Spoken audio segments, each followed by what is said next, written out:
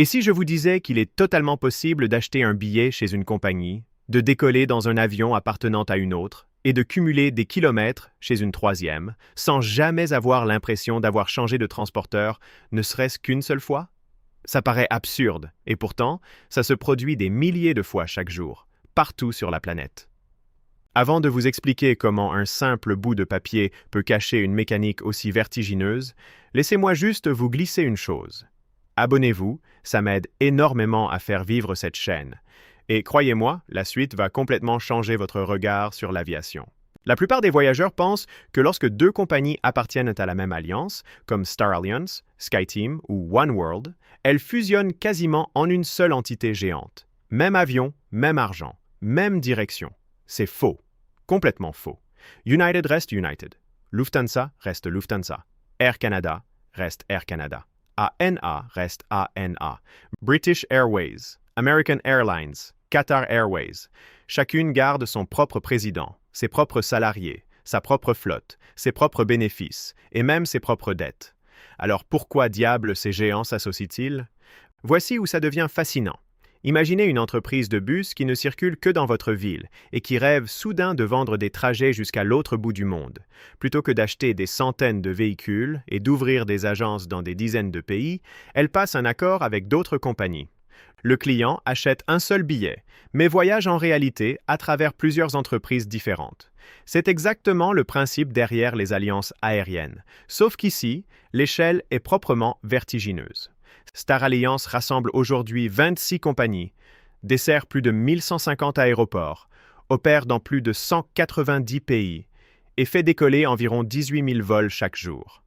Prenez un instant pour réaliser ce chiffre, 18 000 vols par jour. Et ce n'est pas le plus fou.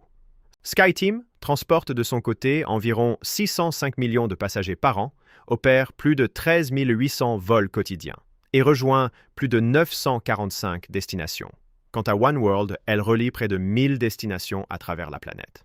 Mais voici le twist que presque personne ne voit venir. Malgré ces alliances gigantesques, chaque membre continue de défendre ses propres intérêts en coulisses. Et c'est justement là que l'histoire devient vraiment intéressante, car une alliance ne signifie absolument pas que tout est partagé. Il existe en réalité plusieurs niveaux de coopération que presque personne ne connaît. Beaucoup pensent qu'appartenir à une même alliance implique automatiquement de partager les vols. Faux. D'autres imaginent qu'elles se partagent les bénéfices. Faux également.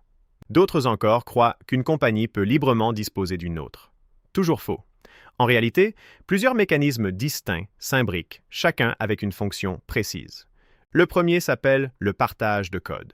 Vous avez peut-être déjà vécu ça sans le savoir. Vous réservez un vol American Airlines et à l'aéroport, surprise, l'avion appartient en réalité à Iberia.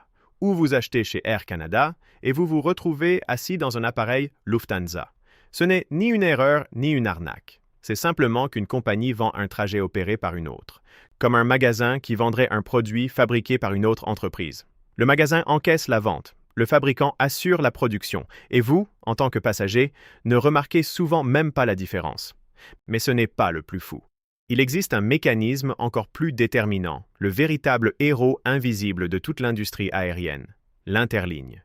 Imaginez ce trajet. Vous décollez de Puerto Plata, faites escale à Toronto, repartez vers Francfort et atterrissez finalement à Istanbul. 4 vols, 3 compagnies différentes, des milliers de kilomètres parcourus. Et pourtant, un seul billet acheté, un seul paiement effectué, un seul enregistrement de bagages qui réapparaît comme par magie à votre arrivée finale. Comment est-ce possible? Grâce à des accords qui permettent aux compagnies de se reconnaître mutuellement les billets, d'accepter des passagers vendus par une autre entreprise et de transférer automatiquement les bagages entre elles. Sans ce système, chaque correspondance internationale virerait au cauchemar. Récupérer sa valise, refaire l'enregistrement, repasser tous les contrôles à chaque escale. Multipliez ça par des millions de voyageurs quotidiens et vous obtenez un chaos aéroportuaire généralisé. Et voici ce que presque personne ne soupçonne. Quand vous payez, disons, 1 500 $ pour un billet, cet argent ne va pas directement à la compagnie qui vous l'a vendu. Prenons un vol Mexico vers Tokyo, avec un premier tronçon Aéromexico, un deuxième Air France, un troisième Japan Airlines. Vous avez payé une seule fois, mais désormais, il faut répartir cette somme entre 3 entreprises différentes. Qui touche quoi?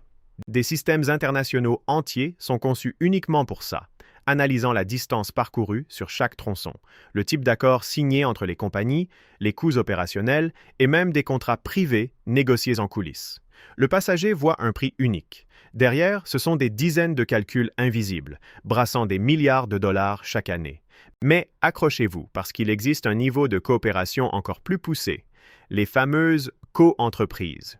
Ici, on ne parle plus seulement de partager des passagers, mais de partager les revenus, les horaires, les stratégies commerciales, et même de coordonner les prix sur certaines routes, toujours sous la surveillance des régulateurs.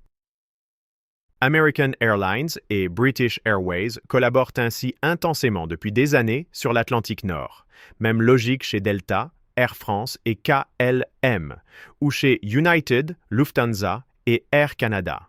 Dans ces partenariats, l'objectif n'est plus de remplir uniquement ses propres sièges, mais de remplir tous les avions du groupe, peu importe lequel décolle en premier, peu importe qui opère réellement le vol. Imaginez deux restaurants voisins qui, au lieu de se battre pour chaque client, décidaient de partager leurs bénéfices. Peu importe où le client s'installe, les deux y gagnent. C'est exactement la philosophie derrière ces co-entreprises. Alors pourquoi, si elles coopèrent à ce point, ne fusionnent-elles pas tout simplement? Pourquoi Lufthansa n'achète pas United? Pourquoi Air France n'absorbe pas Delta? La réponse n'a presque rien à voir avec l'argent, et tout à voir avec la loi. La majorité des pays limitent fortement le contrôle d'une compagnie nationale par un acteur étranger. À cela s'ajoutent des accords internationaux sur les droits de trafic, la propriété étrangère et la concurrence, qui rendent quasiment impossible la création d'une compagnie mondiale unique. Les alliances sont donc devenues la solution parfaite: grandir, partager des passagers, étendre les routes, réduire les coûts, sans jamais devenir officiellement la même entreprise. Mais attendez, ça devient encore plus étrange, car il reste une question essentielle. Pourquoi des géants comme Emirates, Ryanair ou Southwest ont-ils choisi de rester totalement en dehors de ces alliances? La réponse est d'une logique implacable. Elles n'en ont tout simplement pas besoin. Emirates dessert plus de 140 destinations depuis un unique aéroport, Dubaï. Son modèle consiste à attirer des passagers du monde entier vers ce hub géant, puis à les redistribuer ensuite. Toute sa structure tournant autour d'un centre de connexion unique, une alliance ne lui apporterait presque rien. Même constat chez Ryanair, la plus grande compagnie low-cost d'Europe, qui transporte plus de 200 millions de passagers par an grâce à des vols directs, des escales ultra courtes et des coûts minimaux. Rejoindre une alliance signifierait partager système, bagages et programmes de fidélité, donc gonfler ses dépenses inutilement.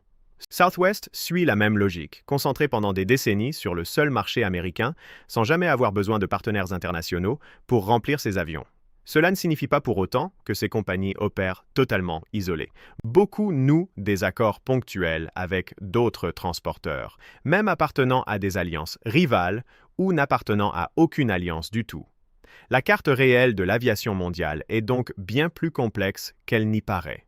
Reste alors la question qui brûle toutes les lèvres. Ces alliances rendent-elles vraiment les billets moins chers? La réponse est nuancée. Sur de nombreuses routes de correspondance, oui, les prix peuvent baisser, car deux compagnies cessent de se faire concurrence sur certains trajets et coordonnent horaires et remplissage des avions.